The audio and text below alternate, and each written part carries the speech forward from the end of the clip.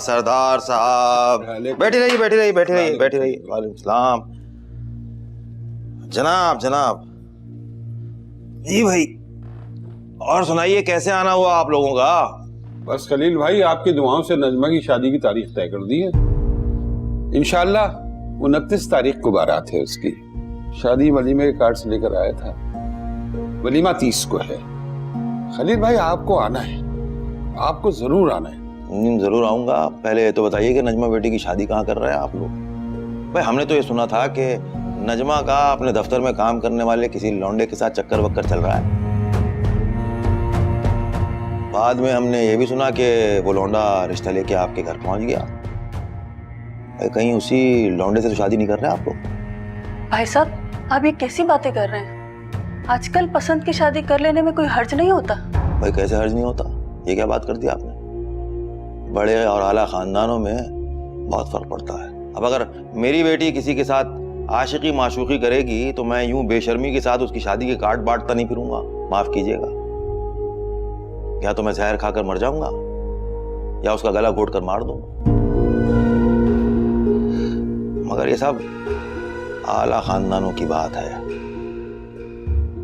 सरदार साहब मेरी तरफ से माजरत समझिए, मैं ऐसी बेहयाई की शादी में शरीक नहीं हो सकता। अब मेरे आराम का वक्त है, मैं चलता हूं। लेकिन आप लोग बैठिए, इत्मीनान से बैठ के ये चिप्स, केक, बिस्किट और चाय पीजिए।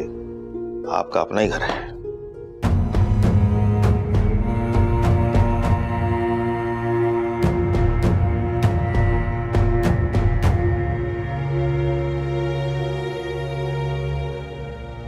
माफ कीजिएगा, आप बाबा का मिजाज तो जानते हैं। मैं उनकी तरफ से आपसे माफी मांगती।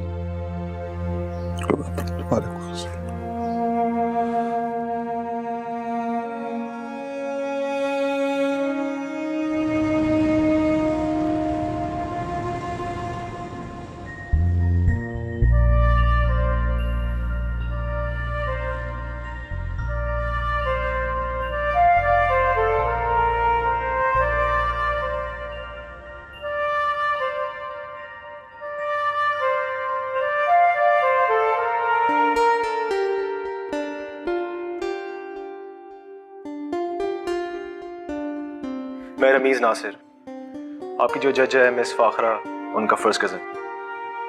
बेइंतहाई बेगैरत और बेशरम है तुम्हारे ससुराल वाले। उनकी बेटी इश्क माशूकी की शादी कर रही है और वो खुश होकर कार्ड बांटते फिर रहे हैं। मेरी बात कान खोलकर सुन लो रेहान मियां, इस घर से उस शादी में कोई भी शरीक नहीं होगा। और अगर तुम्हारी बीवी जाना चाहती है ना, शौक से जाए, लेकिन फिर इस घर में वापस ना आए। और एक बात और, इस घर में क्या मुफ्त का माल बट रहा है जो तुम्हारी बीवी ने अपने मैके वालों के लिए इतनी लंबी मेज सजाई हुई थी? है क्या ये घर मुफ्त खाना, लंगर खाना? और तुम्हारे ससुराल वाले बेगैरत, बेटी के घर में खाते पीते उनको जरा भर भी शर्म नहीं आई।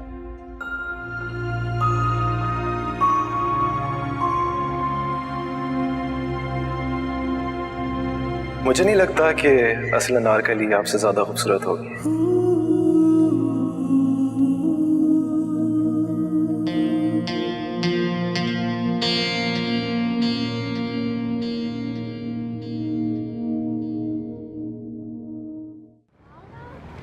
पापड़ दो यार। मिसबा पापड़ खाओ ना। अरे जुबिया रुको, मैं आइसक्रीम लेके आती हूँ। वैन 2 बजे निकलेगी, इतनी जल्दी जाके वैन में बैठ के क्या करना है? पापड़ खाओ ना। आगे गर्मी बहुत है, वैन में चल के बैठ जाते। भाई 2 आइसक्रीम देगा, एक चॉकलेट और एक स्ट्रॉबेरी। ये लो आइसक्रीम। अरे तुम लोगों को मैं पैसे दे के आती। नहीं तुम कह रहे हो, मैं दे के आती हूँ पैसे। अरे तुम आइसक्रीम लेने चली गई थी। भाई कितने पैसे हुए? आपके पैसे वो गाड़ी वाले भाई साहब ने दे दिए।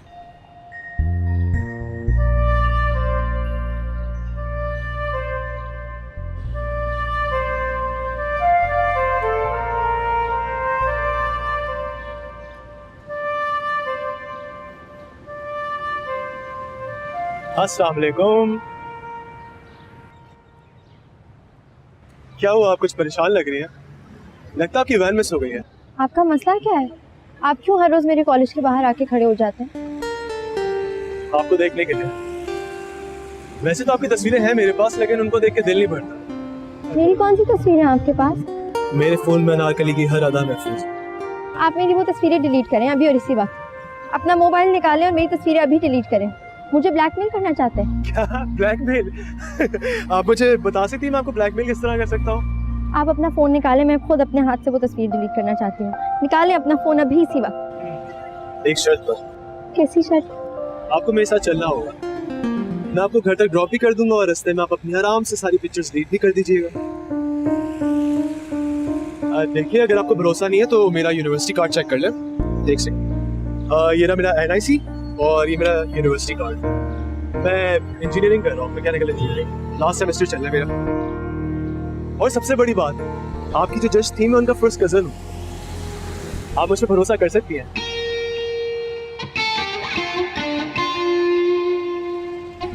मैं यहाँ पे सिर्फ तस्वीर डिलीट करने के लिए आई हूँ। मेरा आपके साथ बैठने का कोई गलत मतलब मत लीजिएगा। नहीं लूँगा। अब आ ही गई हो तो रिलैक्स होकर बैठ जाओ। मैं घबरा क्यों रही हो? आप मेरे घर वालों को नहीं जानते। अगर उन्हें पता चल गया ना मैंने किसी अजनबी से लिफ्ट ली है तो मुझे जान से मार देंगे। बल्कि आप मुझे मेरे घर के बस आसपास किसी भी गली में छोड़ दीजिएगा, मैं पैदल चली जाऊंगी। अच्छा ओके, रिलैक्स। तुम जहाँ बोलोगे वहाँ तुम्हें ड्रॉप कर दूंगा। तो प्लीज़ अभी रिलैक्स होकर बैठो।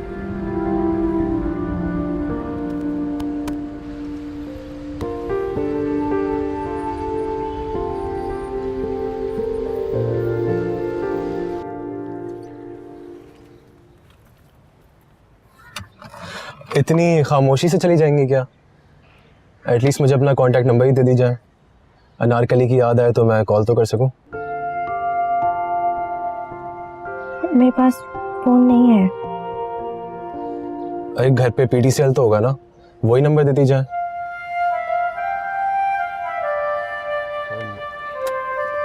मैंने इतनी मेहनत से खींची हुई तस्वीरें डिलीट करने का आपको मौका दिया है, एटलीस्ट इतना तो कीजिए मेरे लिए प्लीज।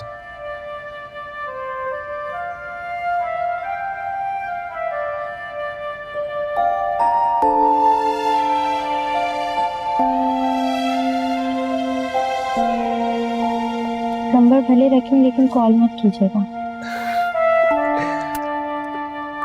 Thank you.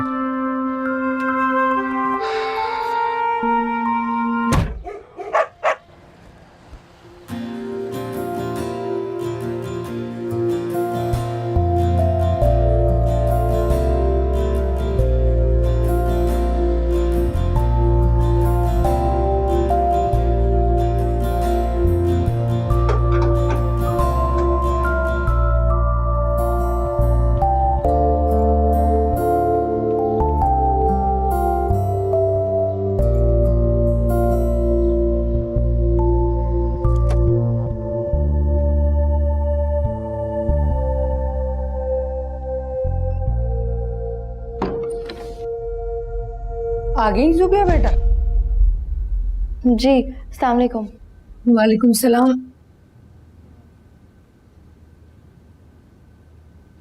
घर में सब कहाँ हैं? दुल्हन तो खाना खा के सो रही। काफी देर हो गई क्या सोए हुए? हाँ मेरे ख्याल है घंटा 1.5 घंटा तो हो गया। शुक्र है अल्लाह तेरा। या अल्लाह किसी किया इस बड़े मियाँ के सर पे डाल दे। कैसा खेल रहा है ये मेरे दिल से। उधर मेरी बहन की शादी और मैं इधर बैठी भी हूँ। मेरा मियाँ बुज़दिल और किसी काम का होता ना तो आज मैं नाखून चने चुबाती इसको, रो के दिखाता मुझे ये। अल्लाह किसी दुश्मन को भी ऐसा सुसर ना दे। दुल्हन रात को रोटी बनेगी, थोड़ी सी चावल भी बना लूं? एक काम करो मेरा भेजा भी बना लो, जाओ यहाँ से, जो दिल करता बनाओ। चावल बनाओ। अब इस फोन को कोई उठा लेगा या फिर ये भी आके मैं ही उठाऊं? मिली भी है तुम सबको मुफ्त की नौकरानी। अस्सलाम वालेकुम। कहते हैं सच्चे दिल से दुआ मांगी जाए तो वो जरूर कबूल होती है। पता है कॉल मिलाने से पहले मैंने क्या दुआ मांगी थी? कि कॉल आप रिसीव करें। रमीज आप? हमारी आवाज़ सुन के हमें पहचान लिया गया है, मतलब अनारकली ने हमें याद रखा। मैंने आपको मना भी किया था यहाँ पे फोन करने से। अगर कोई और फोन उठा लेता तो? तुम्हें बात के बगैर फ़ोन रख देता, फिर मैं दोबारा फ़ोन करता, फिर दोबारा, तब तक फ़ोन करता रहता जब तक आप खुद फ़ोन ना उठा लेती। आप मुझे मरवाएंगे क्या? प्लीज आइंदा यहाँ पे फोन मत कीजिएगा। एक शर्त पर। कैसी शर्त? कि कल आप दोपहर में अपने कॉलेज के बाद मुझसे मिलने आएंगी। आपका दिमाग तो खराब नहीं हो गया? ऐसा हो ही नहीं सकता। सिर्फ 10 मिनट के लिए प्लीज। इसका सवाल ही नहीं पैदा होता। याद है उस दिन आपने अपनी वैन मिस की थी गलती से, कल फिर मिस हो जाएगी। हाँ मैं कॉलेज के बाहर आपका वेट करूंगा। हाँ मैं कर लूंगी। किसका फोन था जो 10 मिनट से फोन के साथ चिपक के खड़ी हुई हो? वो मेरी दोस्त मिसबा है, उसका फोन था। तो क्या उसने किसी आफत की इतला दे दी है जो ऐसे डरी हुई हो? नहीं तो वो टेस्ट के बारे में बता रही थी, मेरी तैयारी नहीं है ना इसलिए। खैर जाके हलीमा के साथ किचन का काम कराओ, आज मैं कोई काम नहीं करने वाली। सारों के सारों ने मुझे नौकर बना के रखा हुआ है। घर का काम देखूं, छोटा सा बच्चा उसको संभालूं, क्या क्या करूं मैं। एक तो ये बुढ़ा है जानने की।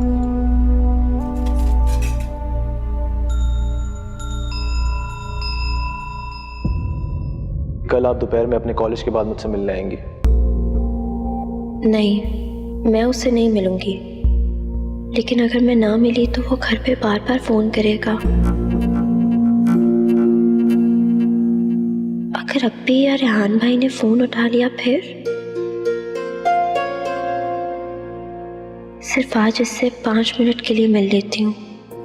उसको समझाऊंगी कि वो मेरा पीछा छोड़ दे और मुझे फिर कभी फोन ना करे। आज के बाद फिर इससे कभी नहीं मिलूंगी, कभी बात नहीं करूंगी।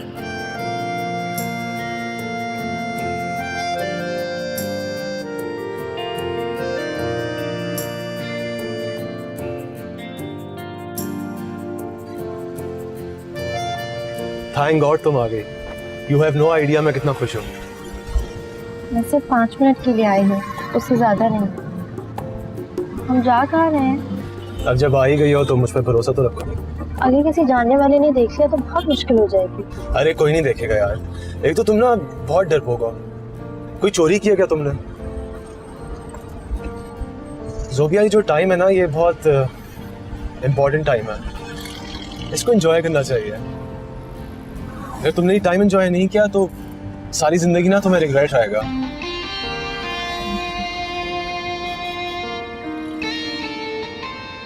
मेरे घर का माहौल बहुत सख्त है। मैं आज तक अपने घर से अकेले कभी भी बाहर नहीं निकली।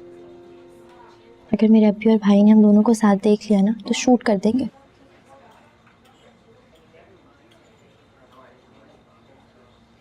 और अगर मैं तुम्हारे घर आऊं अपने पेरेंट्स को लेके तुम्हारा रिश्ता मांगने, तब भी शूट कर देंगे।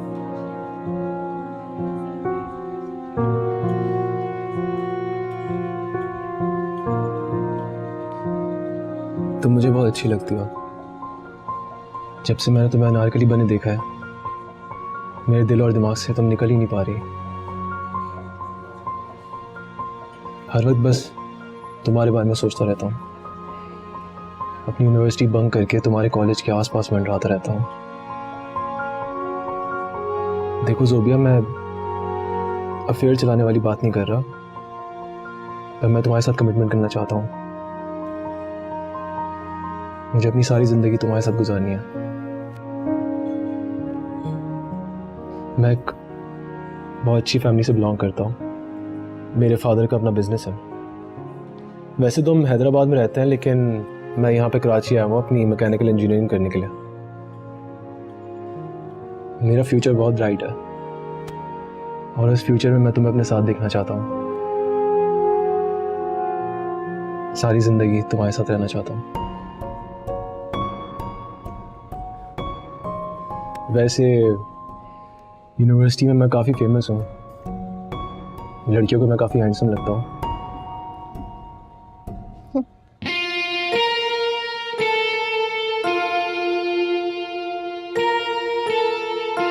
अपनी अनारकली को हंसता देख के मुझे बहुत अच्छा लगा, वरना मुझे लग रहा था कि तुम्हें मैं किडनैप करके यहाँ पे लेके आया हूँ।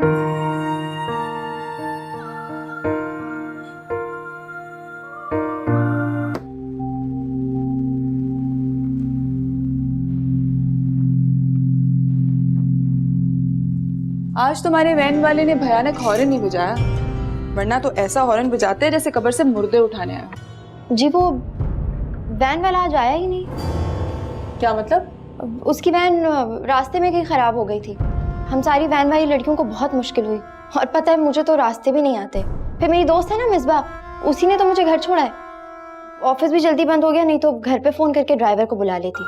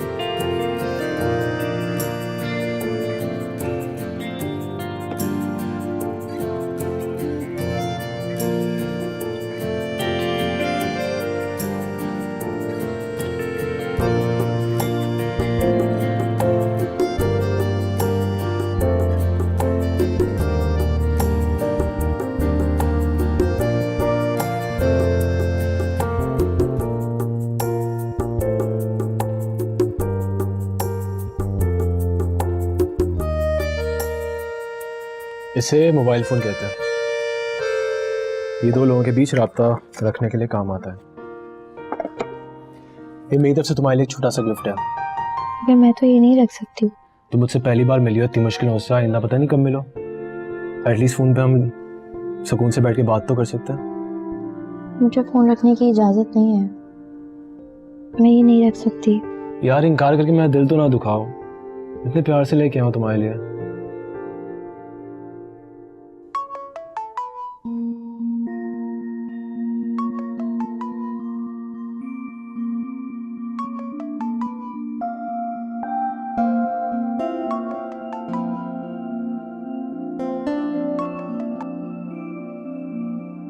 मुझे यकीन था कि तुम मेरा गिफ्ट और मेरी मोहब्बत जरूर एक्सेप्ट करोगी।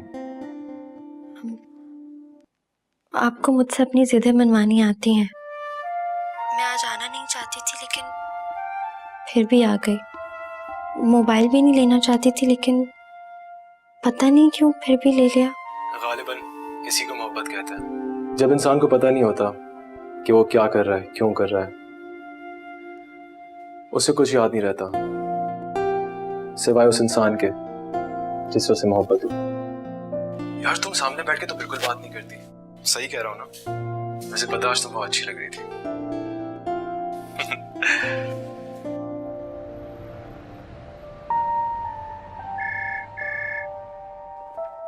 हेलो हेलो जी, अस्सलाम वालेकुम। दानियाल साहब बोल रहे हैं? कौन? जी मैं बिनते हवा फाउंडेशन से रुमाना अफसर बोल रही हूँ। वालेकुम अस्सलाम मिस रुमाना, कैसी हैं आप? अल्लाह का शुक्र है। एक्चुअली दानियाल साहब, अगर आपके पास थोड़ा सा टाइम हो तो एक केस डिस्कस करना था आपके साथ। श्योर, फरमाइए फरमाइए। गैंग रेप का केस है दानियाल साहब। कहानी वही पुरानी है। एक गरीब लड़की कुछ बिगड़े हुए रईसजादों की हैवानियत का निशाना बन गई है। ओहो, तो बहुत दुख की बात है। अगर आप जैसे काबिल और कॉम्पिटेंट लोग हमारे साथ मिल जाएं तो आई एम श्योर बहुत जल्द हम इसको ख़त्म कर सकते हैं। एक्चुअली उस दिन सेमिनार पे आपने प्रो बोनो केसेस लेने का इंटरेस्ट जाहिर किया था, इसलिए मुझे लगा कि मैं आपको कांटेक्ट करूं इस केस के सिलसिले में। दानियाल साहब, हमारे मुकाबले में बहुत इन्फ्लुएंशियल पॉलिटिशियंस हैं। अगर आप ये केस नहीं भी लेते तो मैं बुरा नहीं मनाऊंगी। ये कौन लोग हैं? रब नवाज शाह का बेटा शामिल है इस गैंग रेप में।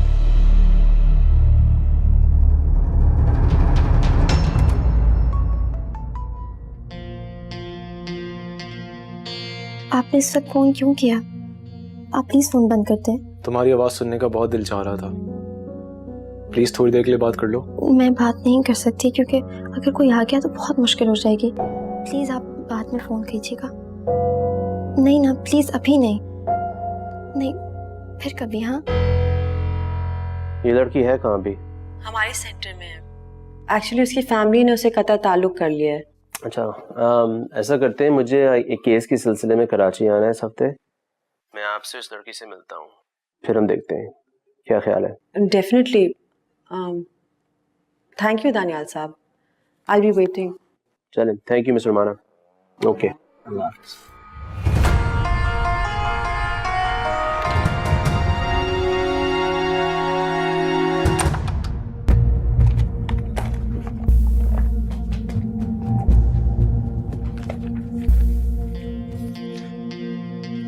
क्या हुआ भाभी, कोई काम था? ये कमरे से बातों की आवाज़ें आ रही थी, किससे बातें करी थी? मेरे कमरे से? नहीं, वो मैं उर्दू के नोट जोर जोर से बोल के याद करी थी। अच्छा, सारी पढ़ाइयाँ रात में कर लेना, आके मेरे साथ किचन के काम करा लो।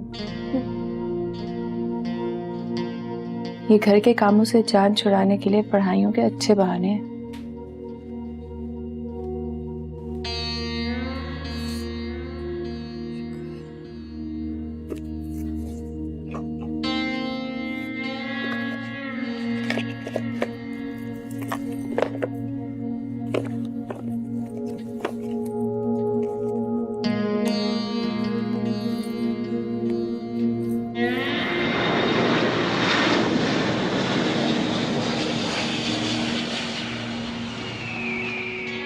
एक तरफ तो रब नवाज शाह औरतों के खिलाफ जुल्म खत्म करने की बातें कर रहा है, सेमिनार्स में जज्बाती तकरीरें कर रहा है, और दूसरी तरफ उनका उसका बेटा इतनी घिनौनी हरकतें कर रहा है। It's very sad. मैं तो इन लोगों को जालिम और मुनाफिक कहूंगी। जिस रात को मैं नूरी को मिली, मैं एक्चुअली वहाँ रब नवाज ही की इनविटेशन पे गई थी। लड़कियों के कोई कशीदाकारी की ट्रेनिंग सेंटर का इफ्तिताह था। अच्छा ये बताएं, जो बाकी दो लड़के थे ये कौन थे? वो जहांगीर शाह के दोस्त हैं, उसके साथ यूनिवर्सिटी में पढ़ते हैं कराची में। आप कह रही थी ना कि नूरी ने अस्पताल में बयान दिया था, उस बयान की कोई एफआईआर दर्ज हुई? एफआईआर को तो छोड़ें, वहाँ के एसएचओ ने नूरी के बाप को थाने में बुलाकर उल्टा उसको धमकाया, डराया और उसको कहा कि मुंह बंद रखिए अपना। तो दोहरा जुल्म है। कानून बेचारी लड़की की मदद करने के मुजरमों को पनाह दे रहा है।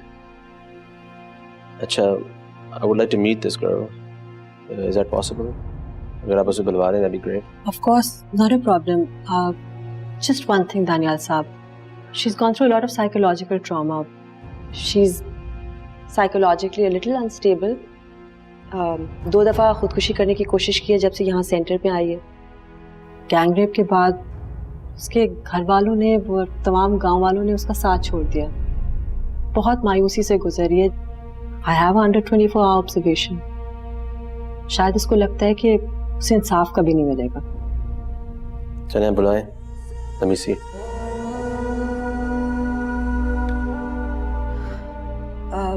नूरी बीबी को लेकर आओ।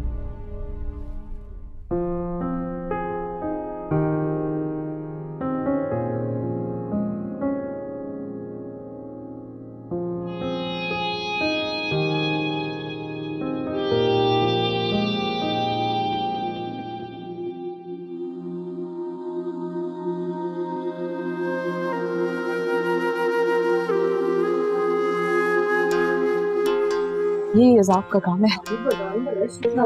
तौबा तौबा।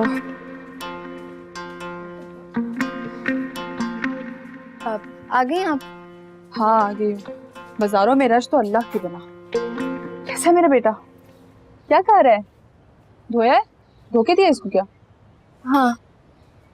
इसके जूते क्यों नहीं पहनाए इसको? कोई बात सुन ही नहीं रहा था मेरी। अबे सुनेगा थोड़ी, इसको खुद पहनाना पड़ता है, बच्चा है छोटा सा, इसको थोड़ी पता है। कैसे मेरा बेटा? हाँ ये नहीं खाओ, दूल्हा बनी है। गंदा है, पता नहीं धोया भी है कि नहीं। देखो ये देखो, खाना भी इसी तरीके से पड़ा हुआ है। कहाँ है? खाली मैं वो जूता पकड़ाना। बिल्कुल इस लड़की को होश नहीं है इसके में।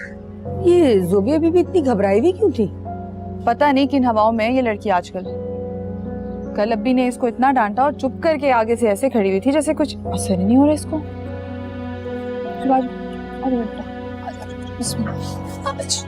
चलो अंदर खाना खाते हैं हम लोग, ठीक है? नूरी आओ, नूरी अंदर आ जाओ बेटा, आओ बैठो।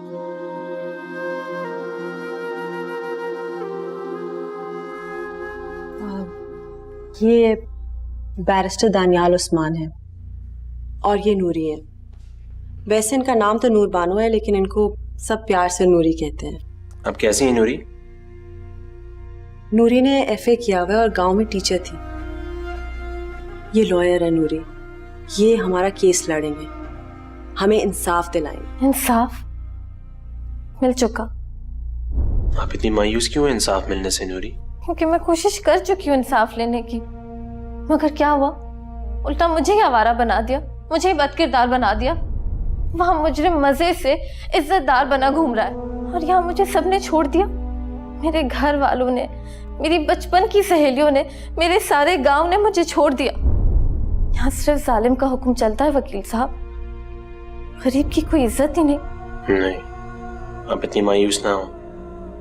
हमारे मुल्क में कानून और अदालतें सब कुछ मौजूद है और रेप की संगीन सजाएं। ये नहीं है कि मुजरिम जुर्म करके कानून की गिरफ्त से बचा रह सकता है। अच्छा, तो फिर आप दिलवाए ना मुझे इंसाफ, दिलाए मेरे मुजरिमों को सजा। मैं आपके कानून को उस रोज मानूंगी जिस दिन जहांगीर शाह और उसके दोनों दोस्तों को सजा मिलेगी। दोनों को फांसी पर चढ़ता देखूंगी मैं। ठीक है, फिर मेरा आपसे वादा है, मैं उन तीनों को इतनी इबरतनाक सजा दिलाऊंगा अदालत से कि फिर कोई रईसज़ादा किसी और नूरी की तरफ आंख उठाने की कभी हिम्मत नहीं करेगा।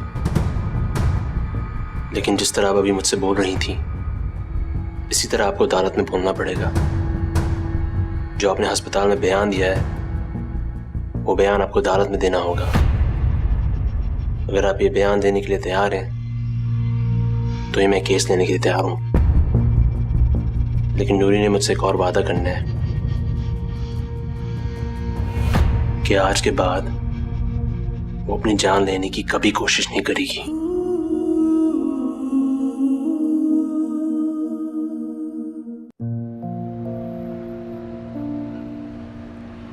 ज़ोबिया 2 मिनट तो बात कर लो प्लीज।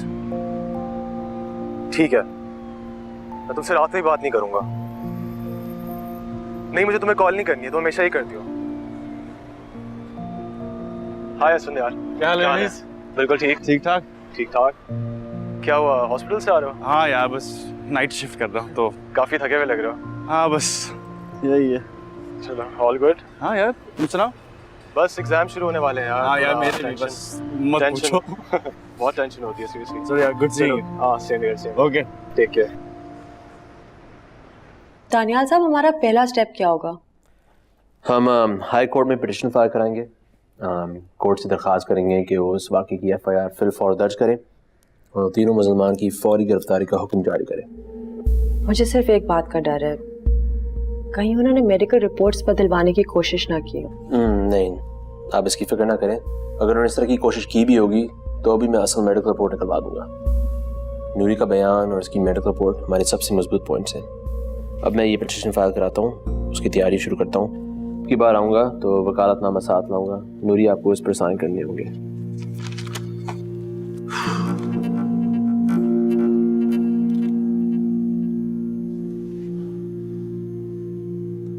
अब आप बगैर किसी डर, झिझक और घबराहट के उस रोज का सारा वाकया सुनाए मुझे।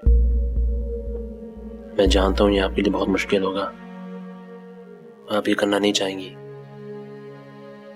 लेकिन मुझे अपना केस तैयार करने के लिए ये सारी डिटेल्स चाहिए।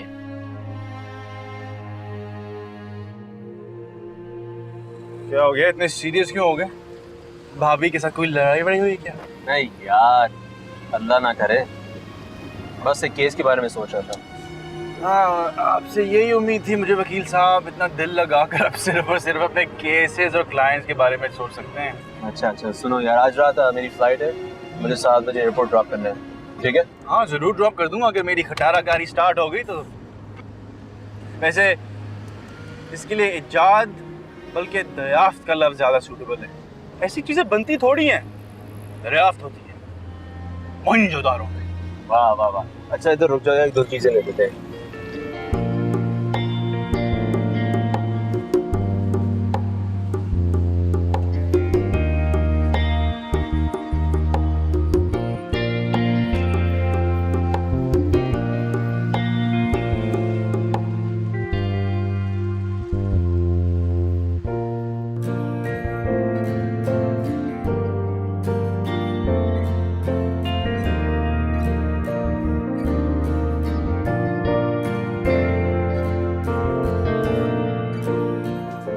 जूस कहाँ है आपका?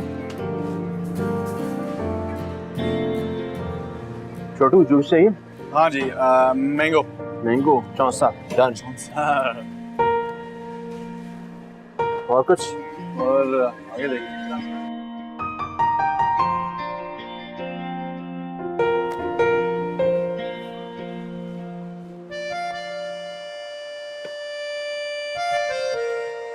You're our handsome father, ना? तो खोले खोले। Barrister Usman and his son Daniyar Usman. आपका भी हुआ इंटरव्यू? चलो ये लेना होगा। नहीं यार, क्या जरूरत है? नहीं, हाँ श्योर, चलो। वाह भाई, आप भी बाबा के साथ फेमस हो गए। हो जाऊंगा, अभी तो बस बाबा की वजह से हूँ। अच्छा, लेकिन उसका मतलब है कि आपको भी फेमस होने का शौक है। हाँ है, लेकिन खुद के लिए नहीं, बाबा के लिए। I want him to be proud of me.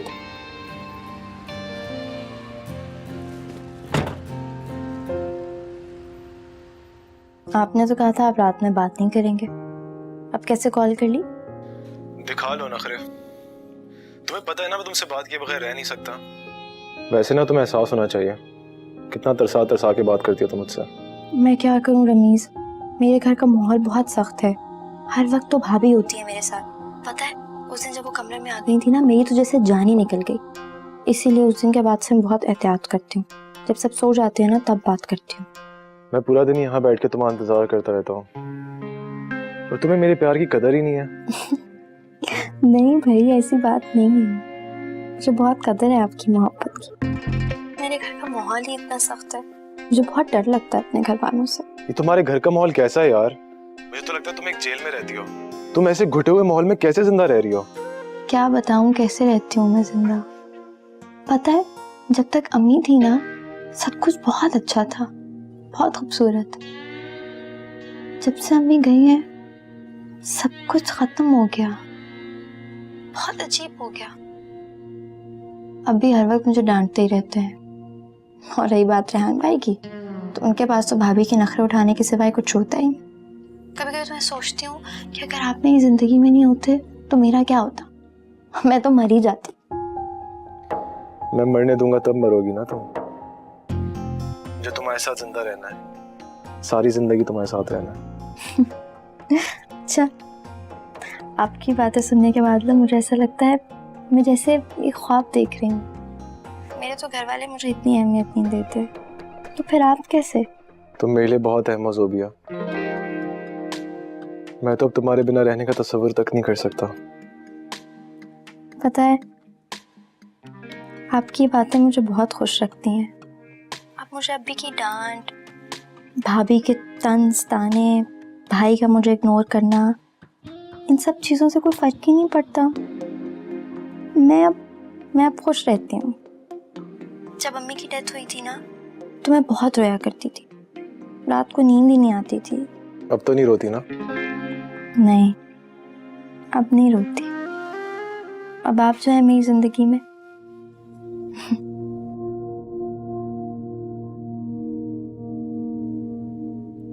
अपने बाबा से जिद कर पड़ी थी मैं, उनसे जिद कर एफए का प्राइवेट इम्तिहान दिया था मैंने।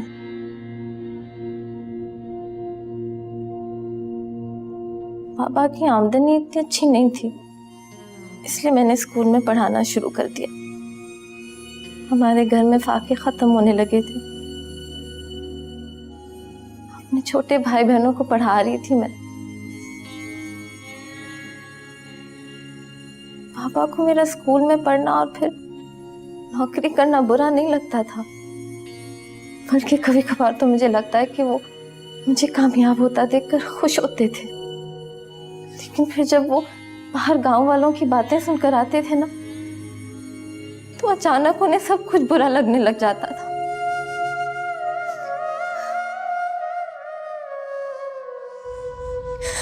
मेरे छोटे भाई बहन कैसे पढ़ रहे होंगे?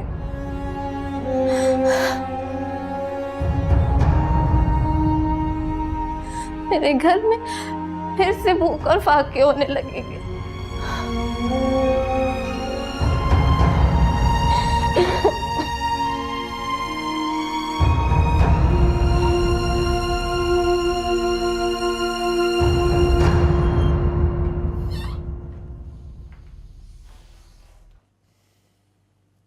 तुम सोई नहीं?